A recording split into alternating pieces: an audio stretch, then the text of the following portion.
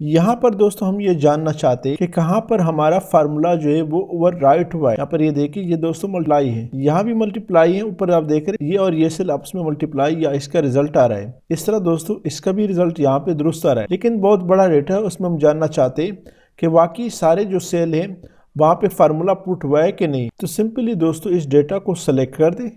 Select करने के बाद दोस्तों आपने क्या करना है, कंट्रोल जी प्रेस करें। यहाँ पर दोस्तों स्पेशल में जाए, स्पेशल में दोस्तों कमेंट्स की बजाय कांस्टेंट को सिलेक्ट कर दे और बाकी जितने ऑप्शन है इसको डी सेलेक्ट कर दे, सिर्फ नंबर्स को रहने दे। उसके बाद दोस्तों ओके कर दे। तो इन्होंने दोस्तों हमें यहाँ पर सेलेक्ट करके दिखाया कि ये जो 3 हमारे सेल है यहाँ पर फार्मूला पुट नहीं है। आप देख रहे हो ऊपर सिर्फ 250 आ रहा है। इस तरह दोस्तों यहाँ भी फार्मूला पुट नहीं है, यहाँ भी दोस्तों पुट नहीं है। तो सिंपली आपने क्या करना है, इस वक्त हमारे रिजल्ट क्या है 3251। इस फार्मूला को अप्लाई कर दे तो आप देख रहे 3232 आ रहा है। वो 300 का फिगर जो थे या 250 यहाँ से खत्म हो गया।